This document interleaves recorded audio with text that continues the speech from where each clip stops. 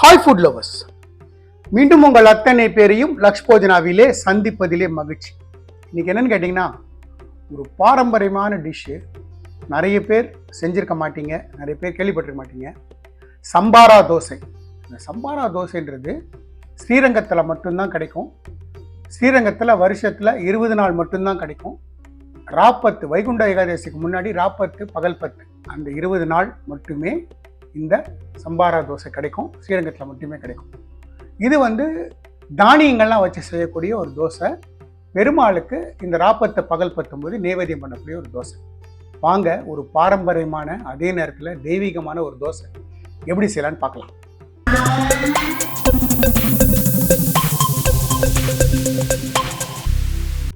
இது என்னோட measurement cup 80 ml.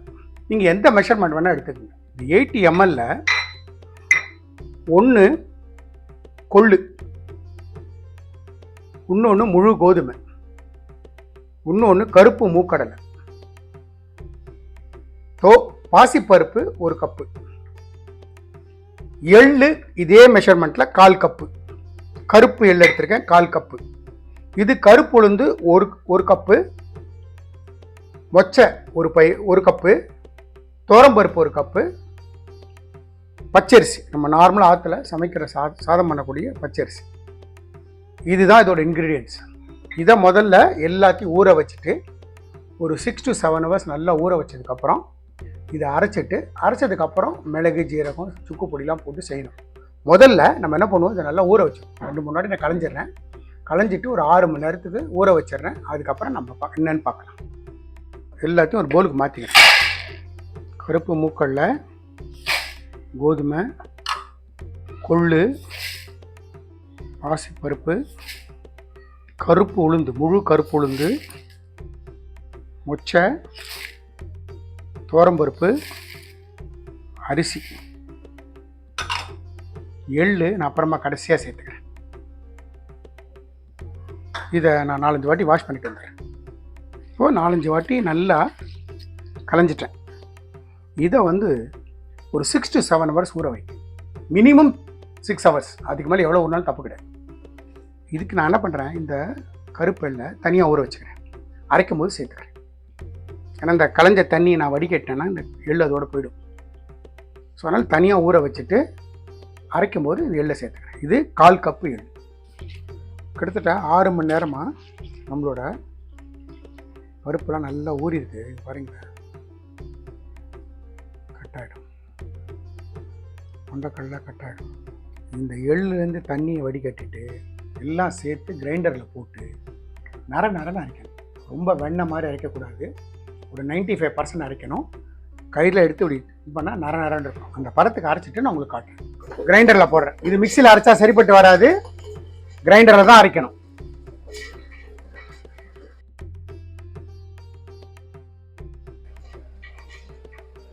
நம்ம போட்டிருக்கிற குவான்டிட்டி ஒரே பேட்சாக போட்டு அரைச்சிடலாம். பார்த்தீங்கன்னா இந்த மாதிரி அரைச்சிருக்கேன். நரன்னு இருக்கும், அதே நேரத்தில் மையாக மசிஞ்சிருக்கும். சப்போஸ் நீங்கள் ஊற வச்சது 7-8 மணி நேரமாக நல்லா ஊற வச்சுருந்தீங்கன்னா நீங்கள் மிக்சியில் கூட அரைக்கலாம். இப்போ இதுக்கு தேவையான உப்பு, நான் கல்லுப்பு சேர்க்குறேன். கல்லுப்பு சேர்த்துட்டு நல்லா கலந்து விட்ருங்க எல்லாத்தையும்.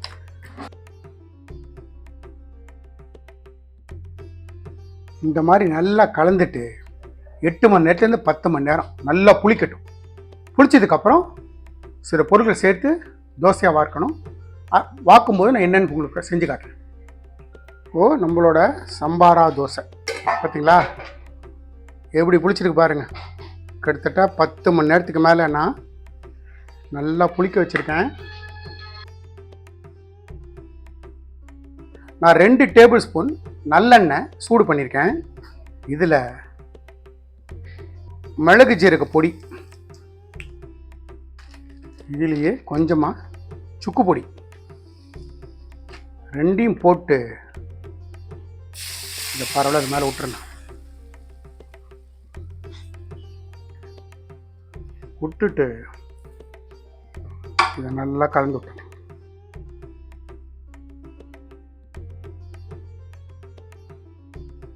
இப்போது இந்த மாதிரி மாவை நான் ரெடி பண்ணிட்டேன். ரெடி பண்ண மாவை நம்ம இப்போ தேவையானதுக்கு மட்டும் வச்சு மிச்சத்தை ஒரு பாத்திரத்துக்கு மாற்றிடலாம். ஃபுல்லாக ஒரு பாத்திரத்தை எடுத்து மூடி வச்சிடுறேன். இது நம்ம தேவையான போது ஃப்ரிட்ஜில் வச்சுட்டு தேவையான போது யூஸ் பண்ணிக்கலாம். இப்போது நான் வாக்கிறதுக்கு தேவையானதை எடுத்து வச்சுருக்கேன். இது கொஞ்சம் தண்ணி விட்டு கரைச்சிக்கணும். அதனால தான் தனியாக எடுத்து வச்சேன். நான் அரைக்கும்போது கிரைண்டர் அரைக்கும்போது அந்த கிரைண்டர் தண்ணி எடுத்து வச்சுருந்தேன். அலம்பி அந்த தண்ணி சேர்த்துக்கிறேன்.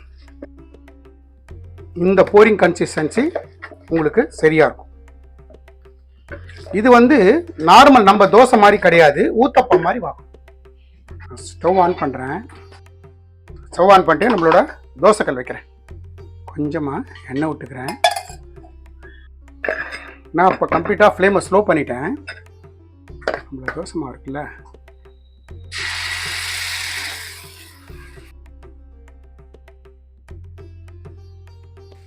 இப்படிதான்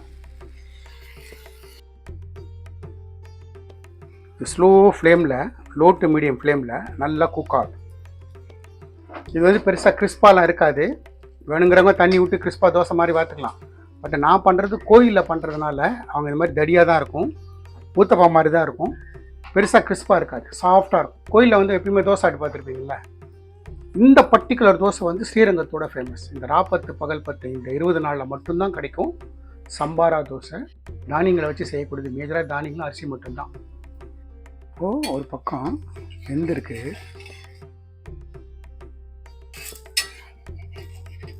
இந்த பார்த்தல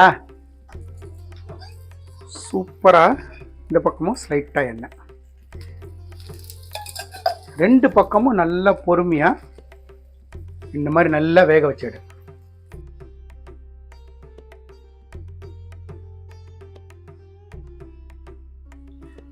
ஸ்ரீரங்கத்தில் செய்யக்கூடிய சம்பாரா தோசை ஒரு பாரம்பரியமான தெய்வீகமான ஒரு தோசை தயார். இன்னொன்று பார்த்து காட்டுறேன் பாருங்க.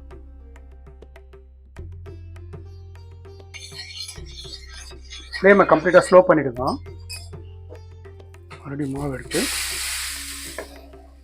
2 கரண்டி மாவு ஊற்றுறேன்.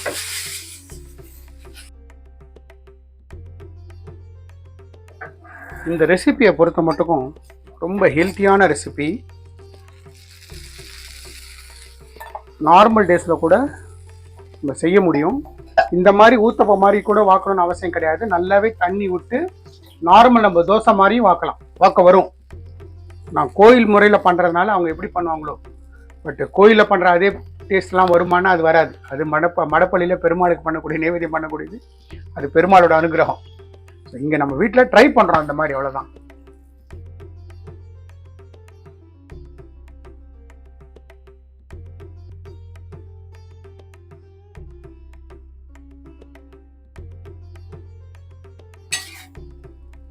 ஸ்ரீரங்கம் கோயிலில் செய்யக்கூடிய சம்பாரா தோசை, ராப்பத்து பகல் பத்தில் செய்யக்கூடிய தோசை தயார். நான் ஸ்டவ் ஆஃப் பண்ணிட்டேன். ஸ்ரீரங்கத்தில் ராப்பத்து பகல் பத்து உற்சவத்தும் போது அந்த 20 நாளே கிடைக்கக்கூடிய ஒரு சம்பாரா தோசை ரொம்ப ஹெல்த்தியான வெர்ஷன். ஒரு ஹெல்த்தியான தோசை. மடப்படியில் செய்கிற மாதிரி அதே டேஸ்ட் நம்ம வீட்டுக்கு வருமானா அது பெருமாளோட கருணை இருந்தால் தான். பட் அதை மாதிரி வரணும்னு முயற்சி பண்ணி செஞ்சுருக்கோம். நான் என்ன மாதிரி இன்க்ரீடியன்ஸ் போட்டு எப்படி செஞ்சனோ அதே மாதிரி ட்ரை பண்ணி பாருங்கள். ஆனால் இது வந்து நார்மலாகவே தண்ணி விட்டு நான் சொன்ன மாதிரி நார்மல் தோசையாகவும் வாத்து சாப்பிட முடியும். இந்த மாதிரி ஊத்தப்பம் மாதிரி வாக்கணும்னு அவசியம் கிடையாது. அதை மாதிரி நீங்கள் செஞ்சு பார்க்கலாம். ஸோ நான் எந்த மாதிரி இன்க்ரீடியன்ஸ் போட்டு எப்படி செஞ்சனோ அதே மாதிரி செய்யுங்க. எனக்கு கிடைச்ச எக்ஸலண்ட் ரிசல்ட் உங்களுக்கும் கிடைக்கும். இந்த வீடியோ பிடிச்சிருந்தா லைக் அண்ட் ஷேர் பண்ணுங்கள். உங்கள் ஃபேமிலி அண்ட் ஃப்ரெண்ட்ஸ்க்கு வந்து ரெக்கமெண்ட் பண்ணுங்கள். மறக்காமல் நம்ம சேனலை வந்து சப்ஸ்கிரைப் பண்ணுங்கள். நம்ம சேனலுக்காக ஒரு வாட்ஸ்அப் குரூப் க்ரியேட் பண்ணியிருக்கோம். நோட்டிஃபிகேஷன் ப்ராப்ளம் சால்வ் பண்ணுறதுக்காகவும் இன்ட்ரெஸ்டட் பர்சன்ஸ் இன்க்ரீடியன்ஸை பார்த்து சமைக்கிறதுக்காகவும் ரொம்ப யூஸ்ஃபுல்லாக இருக்கும். இன்ட்ரெஸ்ட் பர்சன் ஜாயின் பண்ணிக்கோங்க. சர்வம் கிருஷ்ணார்ப்பணமஸ்து. Thanks for watching my all videos.